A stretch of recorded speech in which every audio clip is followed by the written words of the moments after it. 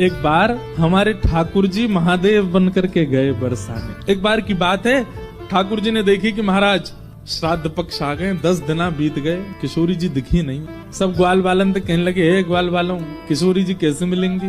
बोले लाला अब तो एक काम कर। बोले कहा, छग्म भेष धारण करके जा, कोई और भेष धारण कर ले। ठाकुर जी बोले गोपी में बन के जा चुको, चूड़ी बेकवेवारी बन के जा चुको, सांझी बनाई वारी बन के जा चुको। अब तो बरसाने वाले इनको इतना शक है कि नंदगाम तो कोई भी छोरी आवे तो वो ये टटोल के देखें कहीं श्याम सुंदर तो नहीं। मधुमंगल बोलो लाला एक काम ऐसा क्या? बोले कहा, हमारे नंदगाम में एक बाबा बैठो है, कहा नाम बा को? नंदीश्वर महादेव। बोले नंदीश्वर बैठो है, यदि लाला तू जोगी बन के जाएगो कोई नहीं पहचाने। तो सबरे ग्वाल बाल ठाकुर जी को महादेव के रूप में तैयार कर रहे हैं। आहा, तो सबरे ग्वाल बाल ठाकुर जी को महादेव के रूप में तैयार कर रहे हैं। आहा, तो कहते हैं बोले सबसे पहला श्रृंगार ठाकुर जी के ऐसे घुंघराले केश पकड़ करके और जटा बनाई, और जटा बना करके मधुमंगल बोलो लाला उनकी जटा में तो गंगा जी निकले, तेरी में तो कैसे निकलेंगी? बोले कछु तो कर। सो मधुमंगल मोतियों की लड़ लेकर के आया और ऐसी लड़ ठाकुर जी के जटा से यहां लगा करके नीचे की ओर छोड़ दी। आहा, कितने सुंदर लग रहे हैं। लाला महादेव तो चंद्रमा और धारण करें, वो कैसे धारण होएगो? तब तुरंत चंदन घिस करके महाराज चंदन को सबरो जल निकाल के सूखो चंदन, और वही चंदन को एक चंद्रमा बना करके ठाकुर जी की जटा पे चिपका दियो। लाला को श्रृंगार हेरो है सुंदर। ऐसे ही श्री हमारे वृंदावन के ठाकुर से अवधूत बिल्कुल श्रृंगार कियो अपनो। ठाकुर जी बोले अरे गले में सर्प कहां से आएगो? मधुमंगल श्री राम बोले बता लाला, वन में तो पकड़ के लाए अभी। ठाकुर जी बोले मैं तो चित्र में हूं, देख लूं तो मुझको तो डर लगे आवे, गले में पहन के इसके जाऊंगो। बोले काम कर। बोले कहा? बोले गैयान के पामन को बांधवे की जो दोहनी है ना, जे गोवर और रज में सन के सर्प जैसी है, जय को पहना दे मेरे गले में। और ठाकुर जी ने गले में महाराज एक सुंदर दोहनी बांध ली, हाथ में दोहनी बांध ली, कमर में दोहनी बांध ली, बिल्कुल महादेव जैसे तैयार भये।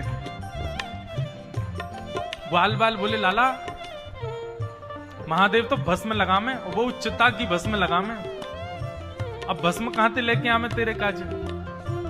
ठाकुर जी बोले तू मलियागिरी चंदन लगा दे, मैं वही को भस्म बना दूंगा। ठाकुर जी को पूरा श्रृंगार है गया, बिल्कुल महादेव जैसे लगन लगे। मुंह पे भी जो चंदन लगाया, ठाकुर जी अकेले बरसाने गए। अब बरसाने में जाकर के महाराज अलाक निरंजन घूम रहे नन्हे से गोपाल जी बरसाने में। गोपी अपनी अपनी अटारीन से निकल के, ओ देख कैसो नेक्सो से जोगी डोल लो है। अरे नेक पकड़ो तो सही। सबरी गोपी ने जाके खींच लिए ठाकुर जी। अरे बाबा घर में खेलवे की उम्र में जोगी बन गो तू, नेक्सो सो। ठाकुर जी भ्रगुडी टेढ़ी करके बोले हम जोगी हैं, श्राप देनो जाने, ज्यादा बोलेगी श्राप दे दूंगा, 3200 निकल के बाहर आ जाएंगी, पोपली है जाएगी तू। बोले अरे बड़ो तेज बोले जोगी तो। सब गोपियां कह रही हैं, बोले अच्छा जोगी तुम पे कहा आवे?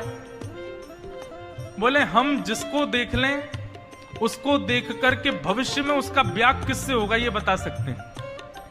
बोले अच्छा तुम बता दोगे? बोले हाँ। अच्छा नहीं मेरा बता दो, मेरा ब्याह कौन ते होगा? बोले तेरो ब्याह ना होगा, तू ऐसी रहेगी पर तेरो पति ना दिख रहा मुझको। दूसरी गोपी बोली अच्छा अच्छा मेरो बता दो, मेरो ब्याह कौन ते होगा? बोले पास में एक गांव है, वहां पे एक गोबर चुरावे वालो गोबर चोटा रे बातें होगा तेरो ब्याह। सबरी गोपी बोली बड़ो टेढ़ो टेढ़ो बोले। तभी एक गोपी बोली सुनो हम अपनी कहा पूछ रहे हैं, या जोगी पे कछु आता हो तो ना श्री जी हमारी श्यामाजू के बारे में पूछे, उनको कौन तो ब्याह होएगा? सभी सखी बोली अच्छा तुम हमारी स्वामिनी जी से मिलोगे, उनको नेक बता दोगे कि उनको ब्याह कौन ते होएगा? ठाकुर जी बोले ले चलो अभी बता मैं। आहा, ऊंचे भवन पर लेकर के गए हैं ठाकुर जी को। किशोरी जी से जाके प्रार्थना करी, एक बड़ो सिद्ध जोगी आयो है, तो नेक्सो सो ही छोटो सो है, गोल मटोल वाके हाथ हैं, गोल मटोल गाल हैं, लेकिन ऐसो बोले। श्री जी बोली अच्छा कहा बतावे? बोले ये बता दे कि हमारो भविष्य में कालांतर में पति कौन होएगो? बोले अच्छा सही बतावे? बोले अब बतावे तो कब, मेरो तो यो बता दियो मेरो ब्याह ना होएगो। या कोई बता दिया को गोबर चोटा से ब्याह होगा आदि आदि। लेकिन श्यामाचू जो भी बतावे एक बार चलो, श्री जी के मन में तो भाव आ गया, कहीं गोपाल जी को नाम बोल दे एक बार। श्री जी तुरंत निकल के बाहर आई हैं। हाँ हाँ, श्री जी को जैसे ही देखा है, सकीन ने जाकर के बोली, बाबा जी हमारी स्वामिनी जी हैं, इनके बारे में बता, इनको ब्याह कौन ते होएगो। ठाकुर जी बोले, ओहो ये तो बड़े महलन की हैं, इनको नेक पास ते देखना पड़ेगा मुझको, नेक मुझ पास ले जाओ। सबरी गोपी बोली, दूर ते ही रहियो बाबा, ज्यादा उछले मत। बोले नहीं देखो पतो करवाना तो पास ले जाओ, नहीं तो यहीं तो चलो जाऊंगा मैं। पास ले गए, बोले नेक और पास ले जाओ। बोले बाबा आप बस कर दे। बोले ले तो जाओ तभी तो दिखेंगे, इनके रो कूपन से मुंह को पता चलेगी कि कौन। तो जाओ तभी तो दिखेंगे, इनके रो कूपन से मुंह को पता चलेगी कि कौन है इनको। अब बिल्कुल समीप ले गए और जैसे ही दाहिने में आकर के ठाकुर जी खड़े भई, बाम अंग में श्री जी खड़ी भई, सोई धीमे से ठाकुर जी ने श्री जी के कंधा पे हाथ धर लियो। बोले ए बाबा क्या करे। बोले इनको भविष्य को कसम में ही हूं, मोते ही होएगा इनको ब्याह। तो महाराज सखीन ने जैसी देखी, अरे या बाबा को बताएंगे अभी। सबरी डंडा लेके, झाड़ू लेकर के, चप्पल लेके, खड़ाऊ लेके सब भगी ठाकुर जी के पास। और जैसे ही जोगी के ऊपर आक्रमण करने लगी, सोई अपने तन की भस्म ऐसे हाथ में लेकर के, और ठाकुर जी ने एक फूंक मारी, सब ब्रज मोहिनी डारी, ऐसी फूंक मारी सबरी गोपी मूर्छित है के गिर गई। और जैसे ही सब मूर्छित भई है महाराज, अब श्री जी और ठाकुर जी दो ही बच्चे हैं, बाकी सब तो मूर्छित पड़े हैं।